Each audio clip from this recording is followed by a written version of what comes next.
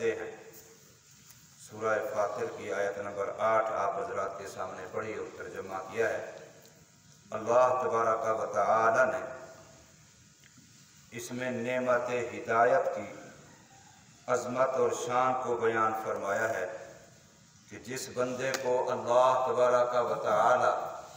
ہدایت والی نعمت عطا فرما دیں، اپنی طرف سے اس کو رہنمائی فرما دیں، تو یہ بہت بڑی دولت ہے،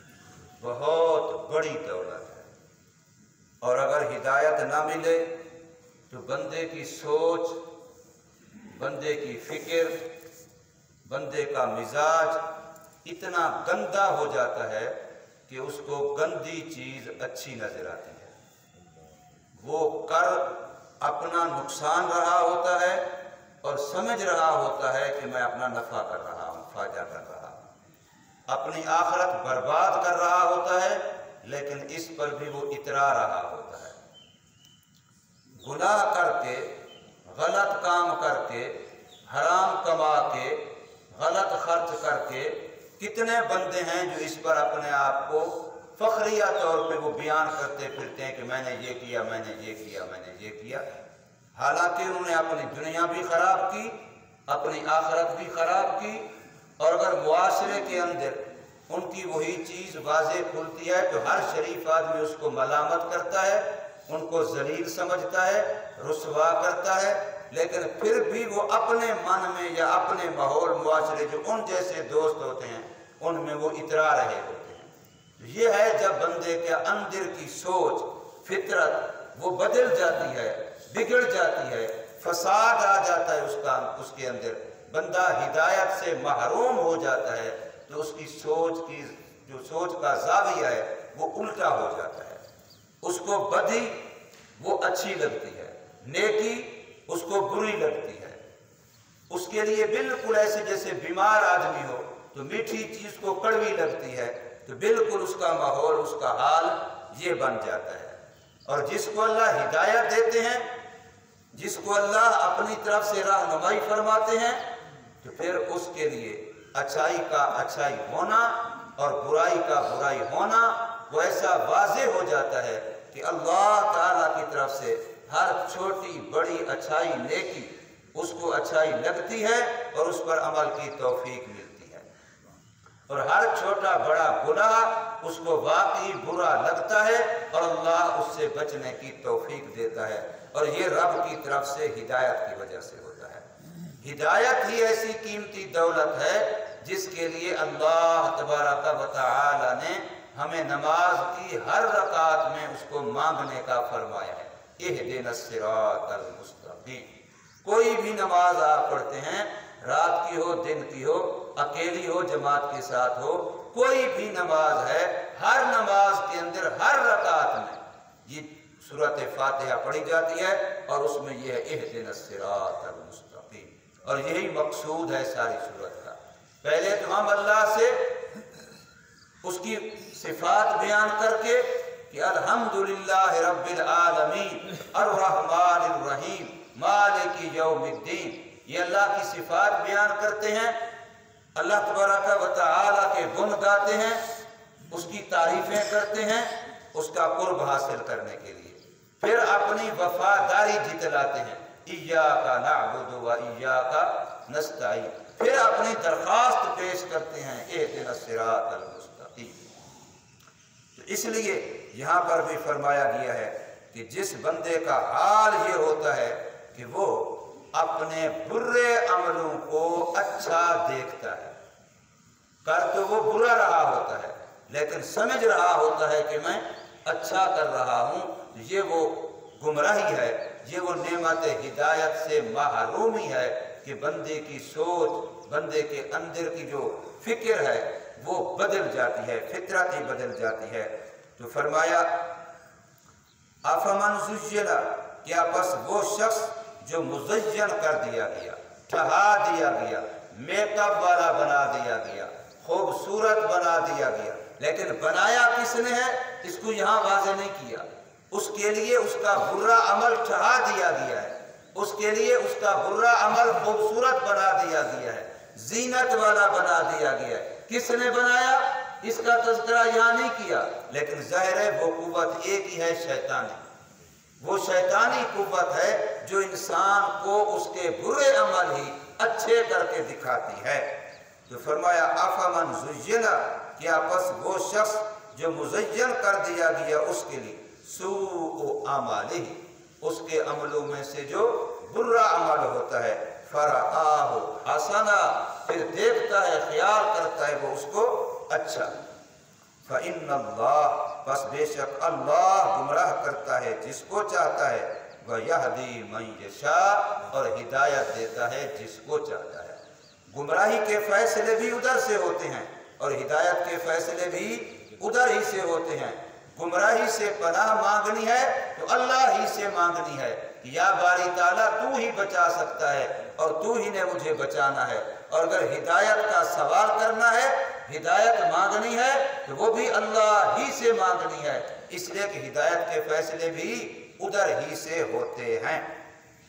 فلا تذہب، اب جب ہدایت اور گمراہی اس دونوں کے فیصلے ادھر سے ہوتے ہیں اور انسان کے لیے اللہ تبارک و تعالی اس کے اعمال کی وجہ سے، اپنے فضل و رحمت کی وجہ سے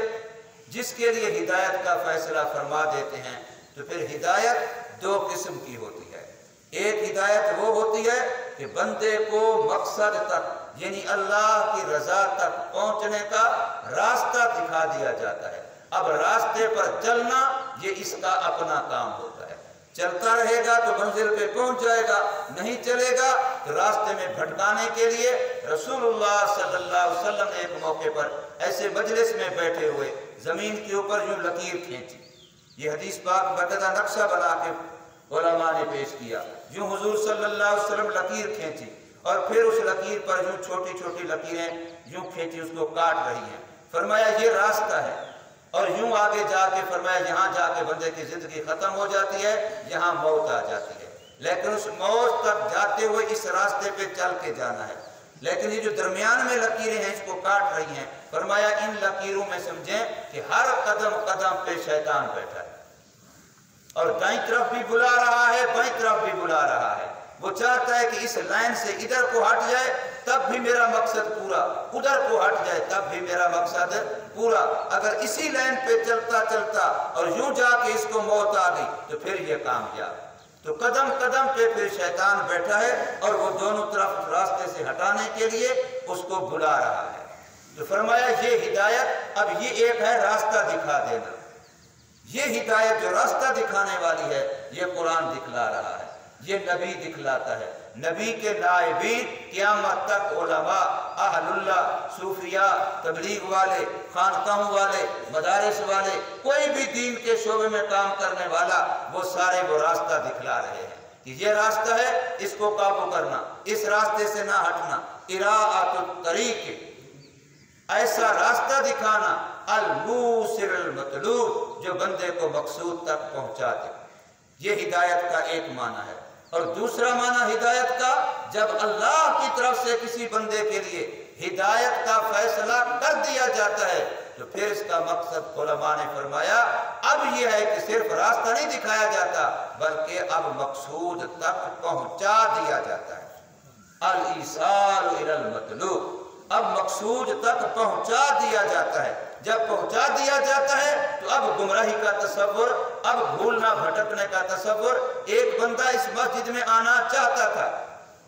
اس نے جھنگ روڈ پہ کھڑے ہو کے کسی سے راستہ پوچھا، اب ایک بندے نے وہاں سے صرف بتلا دیا یوں جانا یوں جانا یوں جانا، یہاں پہنچ جائے گا۔ اب یہ ہے راستہ دکھانا پہلے نمبر کی ہدایت۔ اور ایک ہے اس نے کہا اچھا آپ نے وہاں جانا ہے اور میرے ساتھ چلو، وہ ساتھ لے کے جہاں آیا دروازے پہ کھڑا کر دیا، لو جی یہ آپ کا مطلوب و مقصود ہے، یہاں آپ نے آنا تھا، میں نے آپ کو پہنچا دیا۔ اب یہ بندہ جو ہے یہ دوسرا معنی ہے ہدایت کا۔ اللہ جس کو ہدایت دیتا ہے یوں مقصود تک پہنچا دیتا ہے۔ اس لیے جو خطبے پڑھتے ہیں، جمعہ کا خطبہ، عید کا خطبہ، اس میں یہ آتا ہے من یہد اللہ فلا مضل لہ، جس کو اللہ ہدایت دیتا ہے پھر اس کو کوئی کبھی گمراہ نہیں کر سکتا، اس لیے کہ وہ تو مسجد میں پہنچ گیا، اب وہ کہے گا مجھے مسجد ملی نہیں، میں راستے میں بھٹک گیا، یہ ہو ہی نہیں سکتا،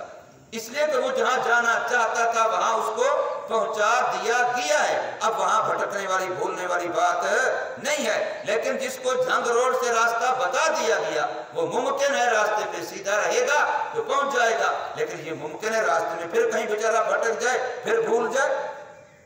تو اس لیے فرمایا ہدایت اللہ ہی کی طرف سے ہے۔ ہم جو سورہ فاتحہ میں بار بار روزانہ ہر رکعت میں بار بار ہدایت مانگتے ہیں، اب کوئی ہمیں کہے حاجی صاحب، مولوی صاحب، مفتی صاحب، آپ عالم ہیں، آپ نیک آدمی ہیں، آپ روزانہ نماز پڑھتے ہیں، اللہ نے آپ کو ایمان دیا، اللہ نے آپ کو دین دیا، اللہ نے آپ کو علم دیا، آپ مسجد کے اندر کھڑے ہیں، نماز پڑھ رہے ہیں، قرآن پڑھ رہے ہیں، پھر بھی آپ اللہ سے کہہ رہے ہیں یا اللہ مجھے ہدایت دے، تو یہ ہدایت نہیں تو اور کیا ہدایت ہوتی ہے؟ ہدایت تو آپ کو دے دی ہے، آپ مسجد میں کھڑے ہیں، نماز پڑھ رہے ہیں، قرآن پڑھ رہے ہیں، دین والے ہیں، ایمان والے ہیں، پھر بھی آپ مانگ ہدایت دیجئے، ہدایت دیجئے، ہدایت دینا اے دینا، تو یہ کیا مطلب ہوا؟ تو اب آپ کو سمجھ آئے گا جو ہمیں ہدایت ملی ہوئی ہے وہ راستہ دیکھا ہوا ہے ہم نے، جو ہم مانگ رہے ہیں وہ مقصود تک پہنچنا مانگ رہے ہیں۔ مانگ یہ رہے ہیں کہ اللہ ہمیں ایسی ہدایت دے کہ اس ہدایت کے بعد پھر گمراہی نہ ہو، شیطان ہم سے مایوس ہو جائے، پھر نفس ہم سے مایوس ہو جائے، غلط معاشرہ ہم سے مایوس ہو جائے، پھر ہم اس راستے سے بھٹکیں نہ۔ تو فرمایا اللہ جس کو چاہتا ہے ہدایت دیتا ہے، فلا تذہب۔ اب نبی کو تسلی دی جا رہی ہے، جب ہدایت اور گمراہی کا فیصلہ ادھر سے ہوتا ہے تو پھر آپ ان کافروں کے لیے اپنی جان کو اتنا کیوں پگھال رہے ہیں؟ آپ ان کے لیے اتنا کیوں کڑ رہے ہیں؟ یہ تو ہمیں فکر نہیں نا۔ جس کو فکر ہو اس کو پتا ہے کہ نبی پاک صلی اللہ علیہ وسلم کے بارے میں حضرت امی عائشہ رضی اللہ تعالی عنہ فرماتی ہیں کہ ایسے حضور کے سینے سے آواز آتی تھی جیسے ہنڈیا ابل رہی، اور یہ امت کا غم تھا، یہ امت کا غم تھا کہ ایسے سینہ مبارک سے، دل مبارک سے آواز آتی تھی جیسے ہانڈی ابل رہی ہو۔ یہ حضور صلی اللہ علیہ وسلم کا وہ غم تھا کہ رو رہے ہیں اور کھڑے ہیں، پاؤں سوج رہے ہیں، کس لیے؟ اپنی ذات کے لیے تو نہیں، یہ امت کے لیے تھا۔ اس لیے فرمایا، اللہ فرما رہے فلا تذہب، پس نہ ختم کیجئے نفسوں کا اپنی ذات کو، علیہم حسرات، ان پر حسرت کرتے ہوئے، ان پر ارمان کرتے ہوئے، ان پر حسرت ارمان کرتے ہوئے اپنے آپ کو نہ پگھالیے، اپنی جان کو خطرے میں نہ ڈالیے۔ گمراہی اور ہدایت کے فیصلے ادھر سے ہوتے ہیں، اللہ تعالیٰ کی طرف سے ہوتے ہیں۔ اس لیے جب حضور صلی اللہ علیہ وسلم اپنے اس خادم وفادار چچے کے لیے جو حضور کے ساتھ زندگی بھر وفاداری کرتا رہا اور سارا کفر کا مقابلہ کر کے پھر بھی حضور کے ساتھ ہر لحاظ سے قربانی دیتا رہا، حضور صلی اللہ علیہ وسلم آخر میں فرما رہے ہیں چلو میرے کان میں کلمہ پڑھ لے، میں گواہی دے دوں۔ تو اللہ نے کیا فرمایا؟ اِنَّكَ لَا تَهْدِي مَنْ أَحْبَبْتَ، اے محمد کریم صلی اللہ علیہ وسلم جس کو آپ چاہیں آپ ہدایت نہیں دے سکتے۔ اب ہدایت نہ دینے کا معنی آپ مقصد تک پہنچا نہیں سکتے، ورنہ ہدایت تو حضور کی زندگی کا کام ہے۔ ساری زندگی تو حضور نے اللہ کا راستہ دکھایا ہے، رہنمائی کی ہے مخلوق کی، تو حضور تو خود ہادی ہیں، قرآن کہہ رہا ہے۔ لیکن ہدایت نہ ہونے کا معنی مقصود تک پہنچا نہیں سکتے، وہ میرے اللہ کا کام ہے۔ ان اللہ علیم بما یصنعون، بے شک اللہ خوب جانتا ہے جو وہ کرتے ہیں، جو کرتے ہیں، جو کرتے رہیں گے۔ مضارع کے اندر حال بھی ہوتا ہے، استقبال بھی ہوتا ہے۔ جو کرتے ہیں، جو کر رہے ہیں، جو کریں گے، اللہ خوب جانتا ہے۔ اس لیے اللہ نے جس کے بارے میں ہدایت کا فیصلہ کیا وہ اس کا ماضی حال مستقبل جانتے ہوئے کیا، اور جس کے لیے گمراہی کا فیصلہ کیا وہ بھی اس کا ماضی حال مستقبل جانتے ہوئے کیا۔ اللہ تبارک و تعالی ہمیں سمجھ نصیب فرمائے، عمل کی توفیق۔